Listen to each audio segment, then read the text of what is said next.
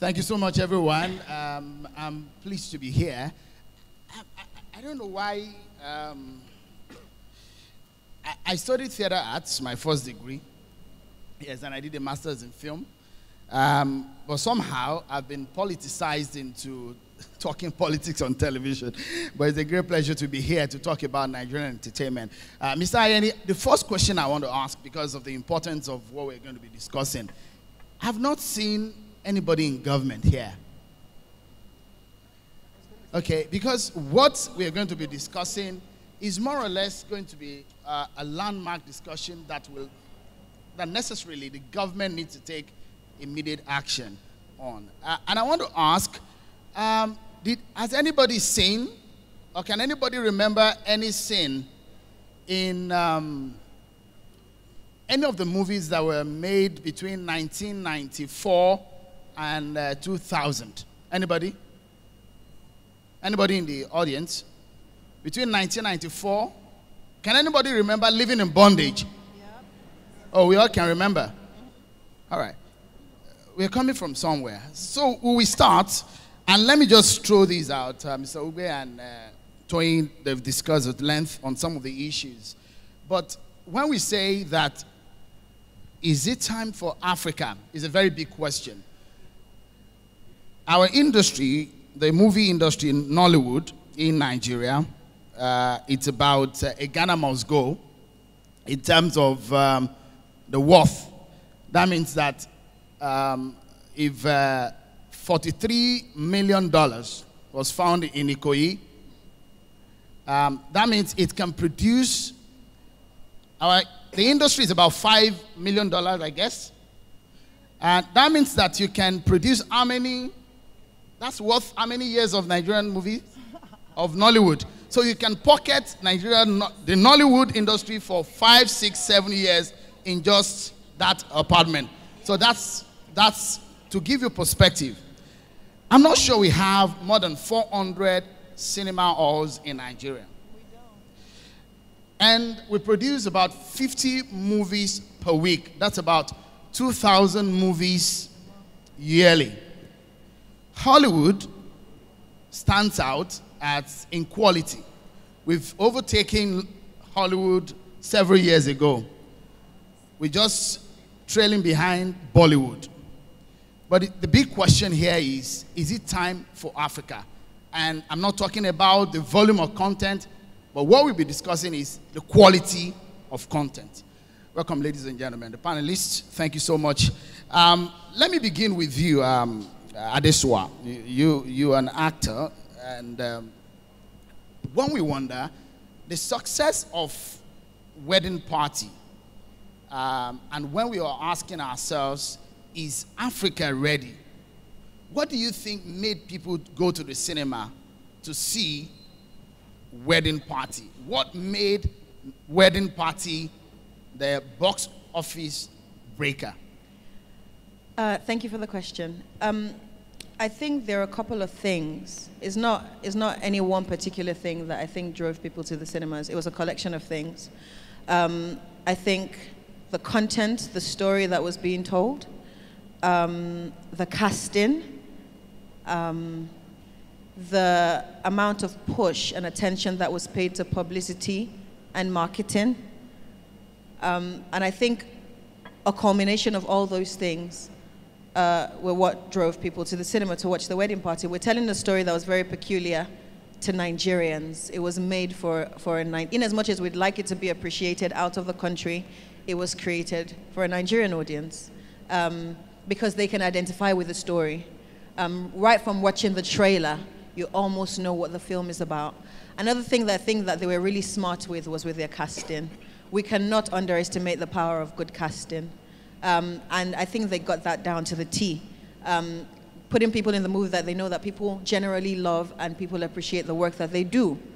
The Wedding Party was able to do that in terms of casting. And also, they magnified, more than I can explain, how much marketing and PR, how much it can do for a film. There's so many amazing films that have come out in recent time. But I don't know that as much was invested, even if there was a percentage that was invested in marketing and PR and all that, I don't know that it was at the same level of El Fique. But then we also cannot underestimate the fact that it was a collective of 4 different platforms that came together to make the film. So the budget for that was probably larger than the everyday film that we see. But I do think it was a culmination of all these factors that drove people to the cinema. And then once they got to the cinema and they were able to watch the content of the film and it appealed, word of mouth then helped. And then you had repeat goers, people that will watch the film 5 times, not because they don't know what it's already about, but just because the story and everything appeals to them. All right. That's firstly, this is just going to be maybe a yes or no question to you now. If you are a South African and wedding party is brought to a cinema near you, would you watch? Yes. Okay. Mr. Ube, would you? Absolutely. Would you, Toyin? Yes. Mr. Pat, would you? That would depend on the amount of marketing that went to bringing it to my attention. Okay, because we're discussing, is it time for Africa? Now, that's perhaps the biggest movie now in Nigeria. It's about 500 million naira in box office, I guess. Office. So the next question is going to be for another actor, Toyin. You have been able to switch between English sector and the Yoruba sector of the Nigerian movie industry. What do you think is majorly a major difference between the last 5 years and now that has drawn the attention to Nigerian content? In the Yoruba sector or on the English sector? Both. That's why I'm asking that you have traversed both. Yeah, I think now we're more organized. Now we know what we want. You know, sometimes I realize we want to do everything ourselves. Like being an actress, I want to be the producer. I want to write my script. I want to undo my publicity myself because I feel I have 1.2 million followers on Instagram. No, it doesn't work that way. It has to be division of labor. Everybody has to come for their own side of the, you understand what I'm saying? It has to be division of labor. So let people that know about it, let them come. So now, if you notice, the films that are doing well, they have strong publicity. They have strong publicity and they have experts as in people that are really good at it and they know what they're doing. What about the quality of production? Yeah, because we have good people as PR. They tell us what people want to see. How many of the non-Nigerian African Magic or multi-choice viewers did watch? Do you have the statistics? Okay, I mean, I don't have all the statistics here. However, I mean, if you just take a measure from social media as an example, you'll get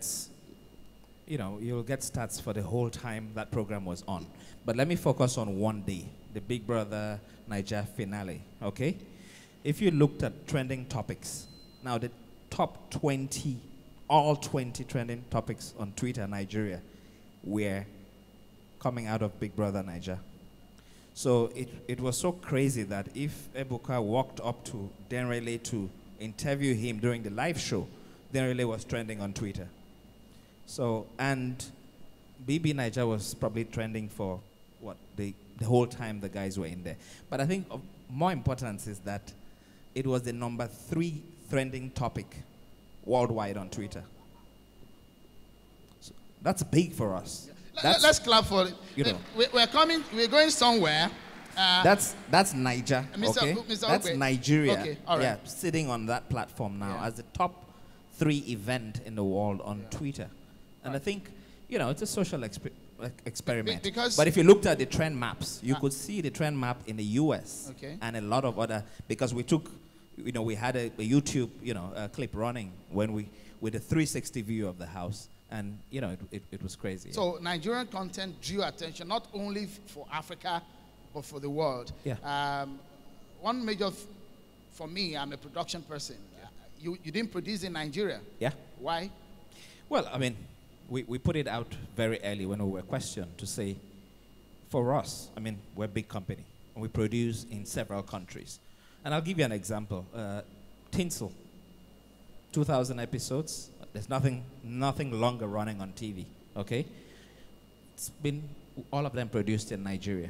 It's a show that is watched right across Africa.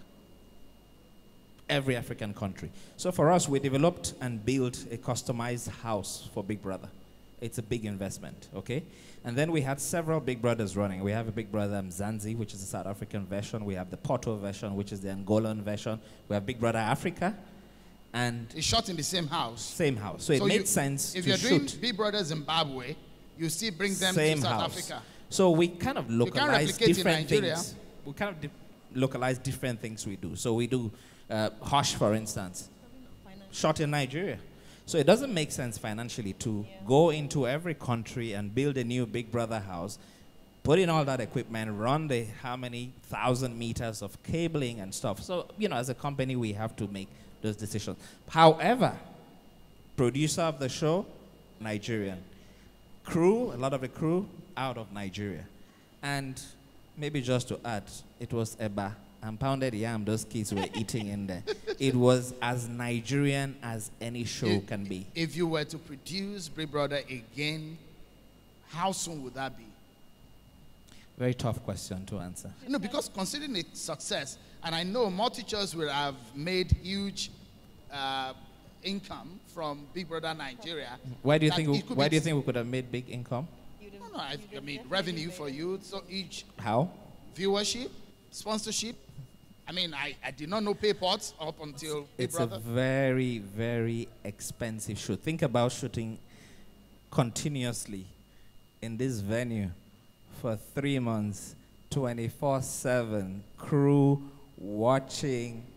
It's not. So easy. you're not tempted by the revenue to go back. No, look, I mean, it's a decision that is made on quite a few things, and Okay. All right. definitely we are looking at what to do. I'm underlining a factor now, how big the Nigerian content, and I want to prepare our minds on whether or not we are ready for the big game of the world that we need to play as a continent.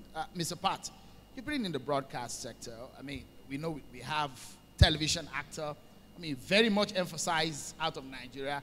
In some part of the world, you find television actors, movie actors, film actors, they're like that.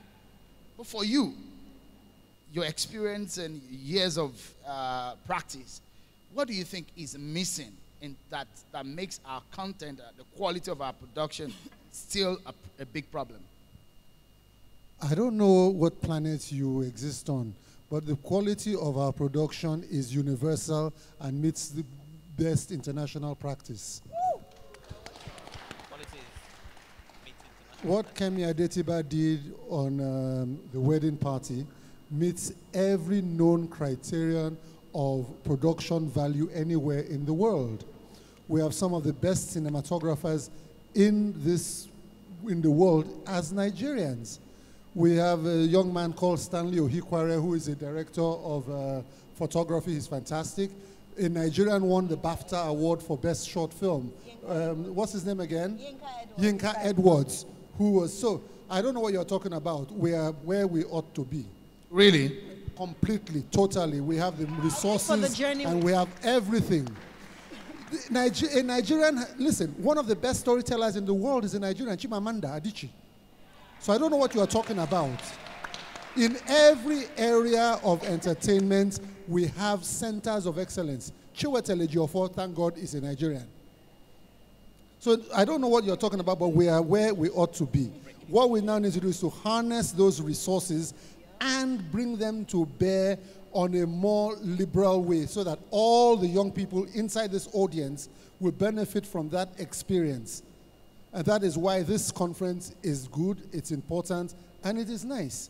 But when you call me a broadcaster, you forget that one of the greatest all-time classic movies in Nigeria, The Gardener, was produced, directed, and written by me. That's why you're on this platform. And, you know, we're benefiting from your experience, and I'm here to annoy you to say those things. I'm that annoying guy, and I'm glad when you're annoyed and you're, I mean, I like this, the way you're going. Let me annoy you the more. Yeah. So you're saying that it's not only that Africa has the time now, but we have all the resources? Is that what you're saying? The resources for being creative are not pounds, shillings, pence, and dollars. The resources for being creative are ephemeral. They're not something that you can see, feel, or touch. And the Nigerian spirit is a very, very indefatigable spirit.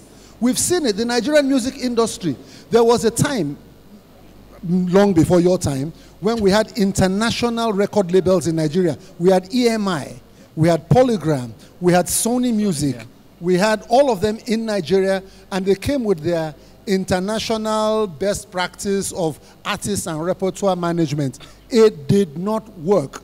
At some point, all of those companies left Nigeria, all of them. And just by the bootstraps, the young Nigerians, without any training, any formal training in music marketing, without any formal training in music retailing, without any formal training in artist management, in talent management, we took Nigerian music from the backwaters. We took over, before now it was Congolese music. You understand? You remember Awilo Logumba? Yeah. And these boys, people like Don Jazzy, D'banj, these boys pulled their own bootstraps without even formal education. D'banj, if you recall, he dropped off from Lagos State University. Don Jazzy, to the best of my knowledge, didn't attend any university. But between them, they took Nigerian music by the bootstraps and they put us well on the world map. So what we need is that spirit. And that spirit is in abundance, and I can see thousands of people here with that spirit, and it will only move us forward the more. All right. An industry where you see a wedding party, of course, I never knew Ali Baba is a very good actor until I saw him in that movie. I thought that it was only perhaps standard comedy and being a compere. A lot of talent emerging every day. But for Mr. Ugbe, you have a platform that you churn out a lot of content. Are you concerned about funding?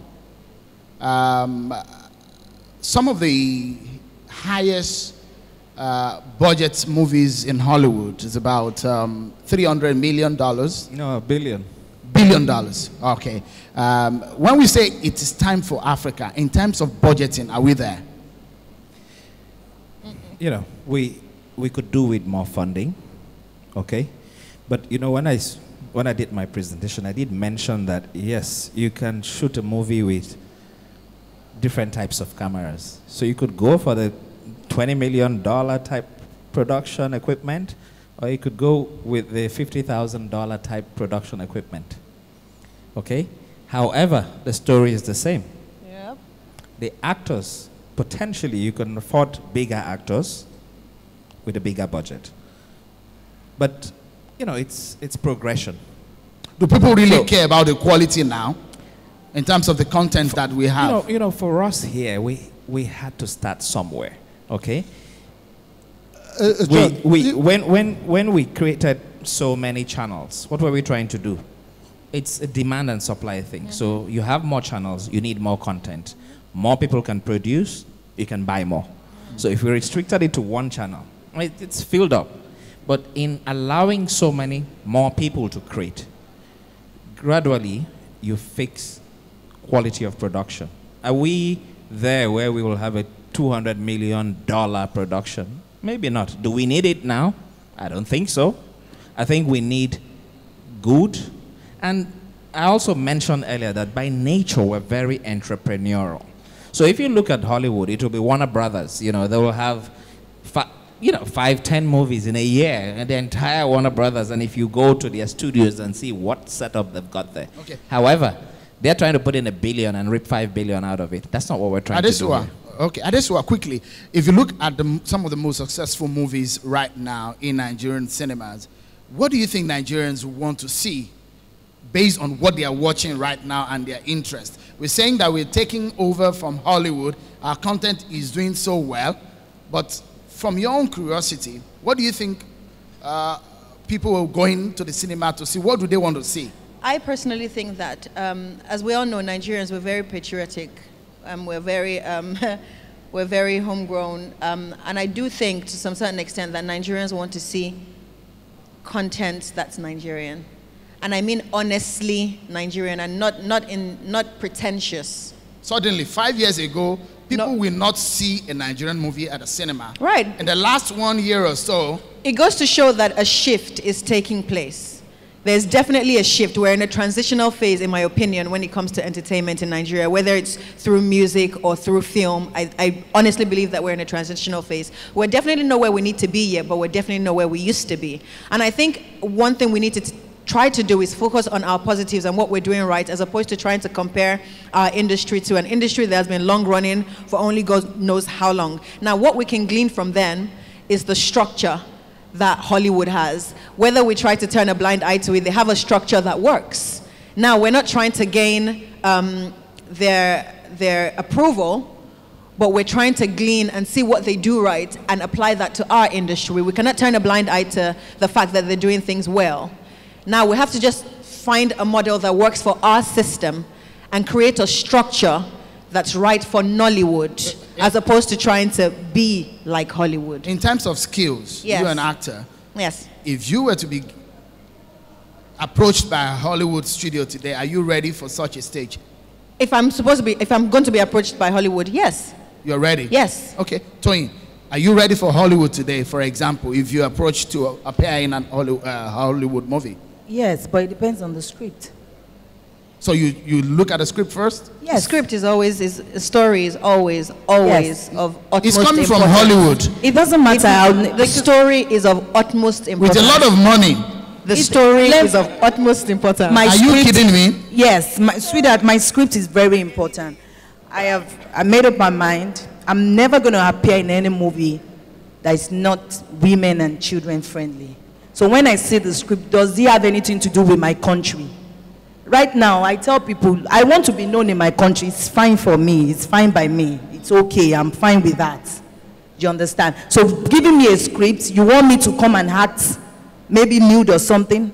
I won't do it. Everything I will do has to be my culture.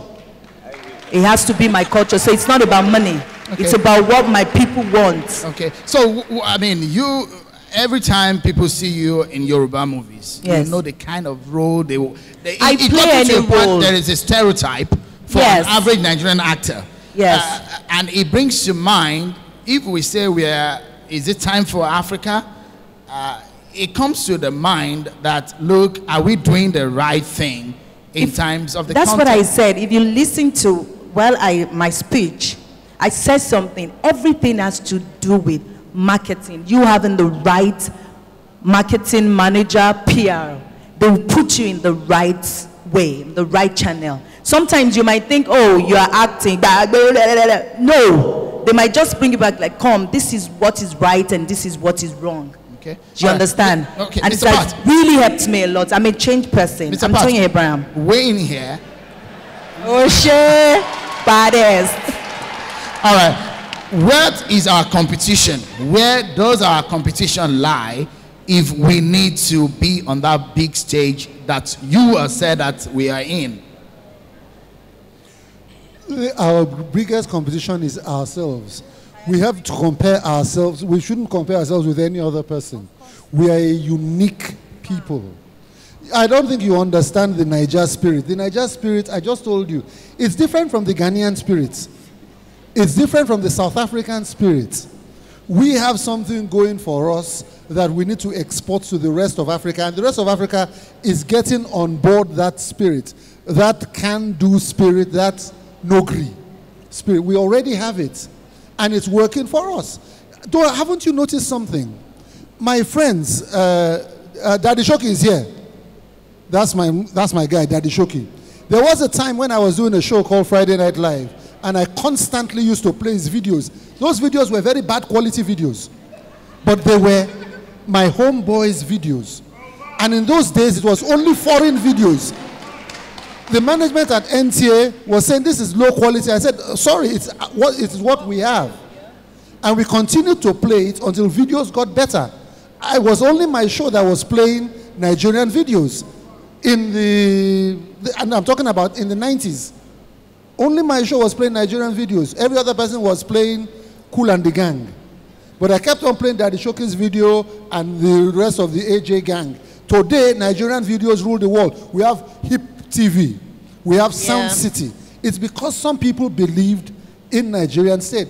I have contemporaries there, some of our, if you remember, Fela stayed in Nigeria all his professional life. My brother, Raskimono, left Nigeria, went to America for more than 10 years. Victor Eshet went. They have lost out. What's my friend's name again? Mike Okri went. They've lost out. P Square lives in Banana Island. Do you understand? If P Square left this country, they will be staying in Compton. Yeah. In Los Angeles, which is a slum. But they live in the equivalent of Beverly Hills here in Nigeria. Some of them own apartments in Beverly Hills. Right. Yeah. I'm afraid Tia is already. So I guess that's perhaps what we can take for now. I don't know if you have questions. Yeah. Sean, thank you. Sean. Thank you. Even though I begged you before you started, you are bent on annoying people, Sha. Thank you for that positive annoyance. Please, a round of applause for them. Now, I'm sure that so many people are dying to make comments, to maybe to even annoy Shehu or maybe even Patrick Doyle further, and even question Mr. Ugbe much further. So, but due to time constraints, I'm going to take 1, 2, 3, 4, just 4 questions. And please make your questions very, very brief and straightforward. Not those questions that are pregnant and give birth to other questions later on. So 4 questions. Start here. Please remain standing. That's 2. On the 3rd row, I'm still coming to your row, don't worry. 3. Yeah, the gentleman in front, sorry. And on this, well, let's look for someone at the back. It's not their fault that they came late. The lady at the back, the last lady, yeah. Yeah. Okay, your question? Hello, everybody. I am Sheba Magby of Sheba Entertainment. This question goes to everybody, actually. What I want to ask is, you know, we keep on emphasizing on focusing on the Nigerian content, be it in the music, be it in the movies and all that. Why don't we support ourselves? Outside the country, if you see someone that is talented, you don't need to have a recorded song before a record label will sign you. But here, if you're not doing something on your own, if you do not have your fan base, if you do not have people following, if you do not have a lot of stuff, nobody's going to identify with you. So why don't we have people to support us genuinely, not because, okay, I want to say something that is very controversial. I'm very sorry to say this. We all watched Big Brother Nigeria, and you know, many people were like, we are supporting FA. But how many radio stations actually played FA songs? They were actually waiting for him to come out with the money and pay for promo. I'm sorry to say that, but that's my own opinion. So why don't we support ourselves? Okay, the second row. So the first question is support, and it goes to everybody. The second question, so that we move fast. All right, good afternoon. My name is Deji Onoteko. And what I want to ask really is, because it's interesting, I see that Sean, you know, brought on the table some political prowess and kind of did annoy Mr. PD, which was exciting. But the truth is, everybody seated there is on the good side of movie production. We don't have anybody there who's kind of like the audience who should help us criticize. So everybody, of course, having done a really nice session, is saying the big advantages, the fact that the wedding party grossed over 500 million naira and all that. But the truth is, we know that a few things are still not done right. There's still a lot of disadvantages. I feel like there's still a lot of excellence still not put in everything. So my question is this: how long before we reach there? And by there, I mean a situation where even South African movies, South African soap operas kind of do better than Nigeria's movies. So how long before we finally get there, where we can do great movies where we can gross in, where we don't have to have outliers, because that's what we have in the examples PD gave. Outliers like Chiwetel Ejiofor, Chimamanda Adichie, those people are outliers who are really doing great stuff, where we can look into the industry and see a lot of people not finding it too difficult to make a breakout. Like she said, where it's not difficult to find support and all that, where you know that good content will get good audience. How and how long? Okay, thank you. So they'll take the first two questions, and then I'll come back to the last two. The first one is basically, why are we not supporting each other at the virgin stage? That's not even true at all. This is not. It is so not true. Because we support each other now. But more than that. Why? Listen. Listen to me. Creativity and success is not it's not a la carte. Nobody is going to come and bring a tray of goodies to you. It's a buffet. You go to the buffet table and you do what you got to do. So, but when you're talking about support, there is nobody who is going. I'm not going to be looking. I'm not looking around for who to support. I'm looking for who is hungry. If you show your hunger well enough, somebody is going to see a reason why you should be supported. It's not a charity, and it's not a right. Talent will find a way. Even from the Bible says, a man's gift will make room for him. If you don't have a gift, there will be no room for you. So, and to stop this whining, that's not a Nigerian spirit. That's a very foreign spirit, was for you to be complaining, whining, nobody supports. Sorry, Mr. Pat, I beg to disagree though. Do we have, for example, a league, a guild, where, for example, you finish from school, you easily can recognize with a guild. There is a guild of engineers. Are there such structures in place? Certainly. But really? There's the Actors Guild of Nigeria. There's the Screenwriters Guild of Nigeria. There is the DGN, Directors Guild of Nigeria. So I don't know, what are you talking about? No, but listen, we have 180 million people. We need to struggle. In Ghana, maybe there are about 40, 50 million people. So the struggle is less to get heard. But when you have 180 million people, you need to just be a little bit more dogged. I think there's a problem with our structure. I think there's a problem with our structure. So what was the name of that doctor that had that record label? Obiefuna. Great guy. A medical doctor running a hospital. Then he saw these young people's talent and he put money into them and brought them to the prominence that they are now. Exactly, amen. But it was because this man used to go to do all the small nightclubs around Apapa. He would do his side show at all nightclubs. This man used to listen. When we did Nigerian Music Award in 1991 at the National Theatre, he came to help us clean chairs. That is the spirit, and that the reward is that the man owns property in Lekki, phase 1. Sorry, let me allow Adesua. Do you think that we have the structure? This is not a panel discussion. No. I just wanted to chip in. I wanted to chip in. I wanted to just chip in. Now I don't think whether these things are in place. I don't know if that's what's in question. It's how functional the things that we do have are in place. How functional are these systems? I do agree that we have some of these systems on board, but I do think to some certain extent, some of these platforms are not as functional as they should be. I do think to some also we have to go back to the drawing board. Do you belong to any organization? No, yes. I don't. So you are part of the problem. Why? Because you don't belong. I belong to Tampan.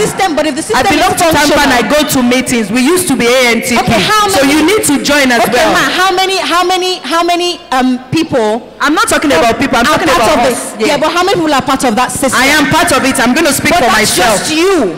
I'm going to speak for myself. I'm going to speak for a lot of my colleagues that I know. We go to meetings. Do you belong to any organization? No. So you are part of our problem. Okay, then the point is, how do we make people like me? Now, if it's a problem, if why don't we start from you? All right. Right now, I belong to an organization. They know. So if you want to come, you look up to me. That means you need to belong to an organization. All right. No, that's it. Let's take the other question. Quickly. How do you get people to join? Let's take the other question. They put it everywhere. Ladies and gentlemen, Toyin, how long will it take us to get there? That was the second question. Yeah. Hello. The second question answers itself. We are there. We are there. You can listen to me. There is a principle in life called you perfect it as you walk it. You become perfect as you do it. Where we are now isn't where we were. We came from a time when we were using VHS cameras.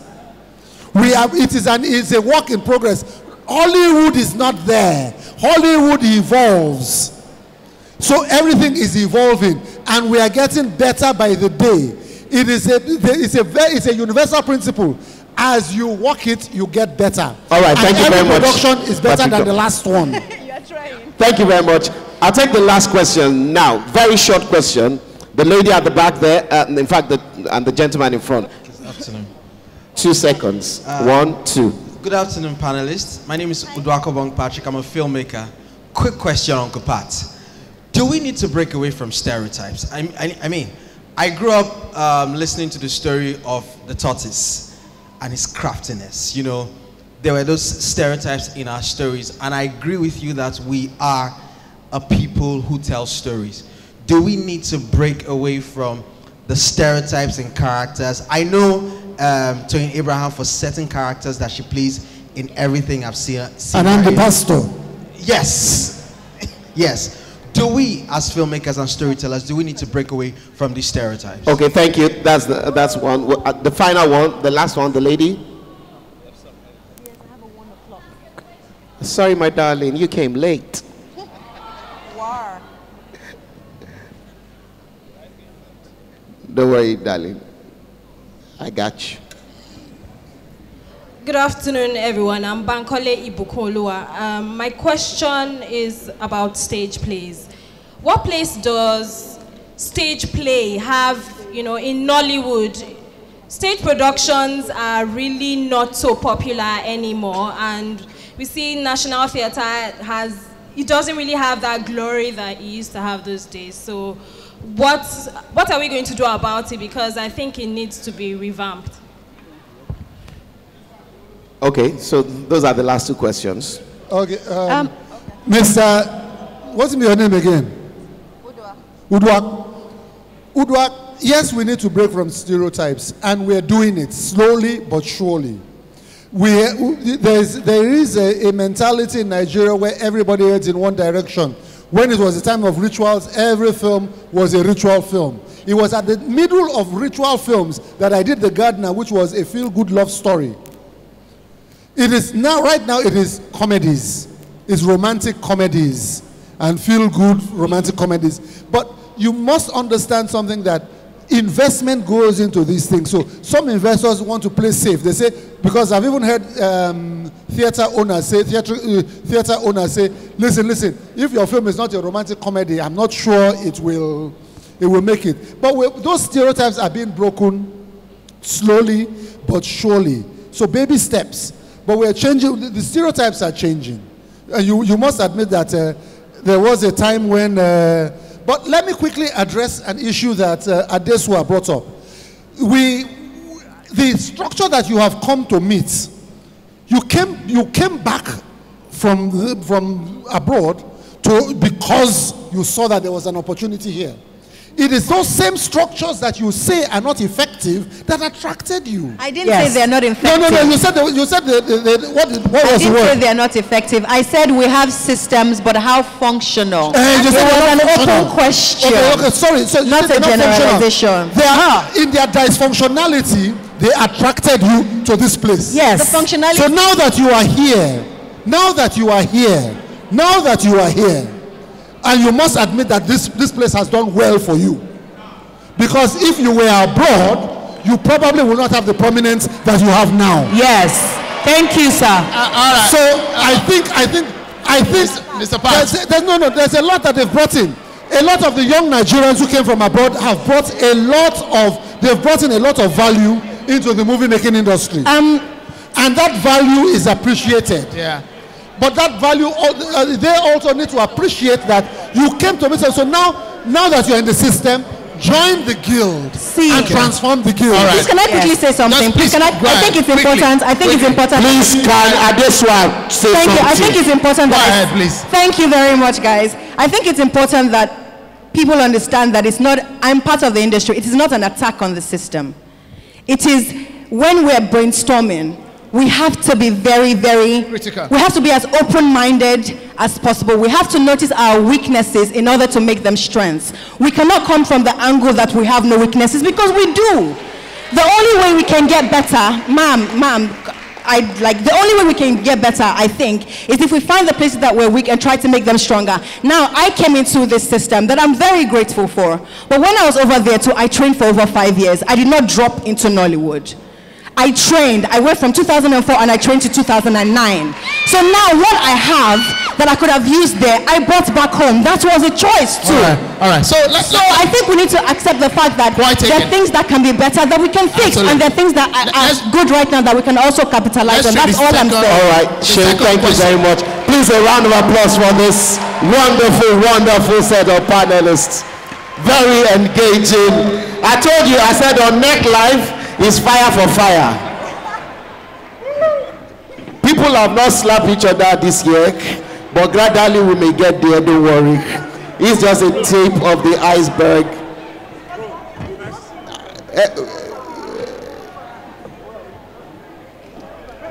Fire for fire.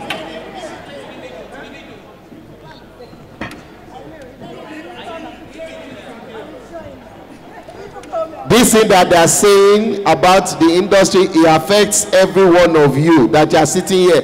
How many of you are members of your landlord and tenant association? Any law meeting, every environmental day, Emasun. You will now come out and complain that the gutter is dirty. The gate man did not open gate for your guests. But any law meeting, you say you are a tenant, so you are not the landlord. Start from somewhere. So this conversation can continue outside.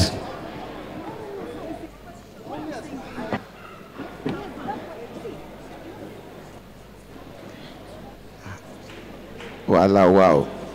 You know, they actually continue that conversation. No, even me, I am not.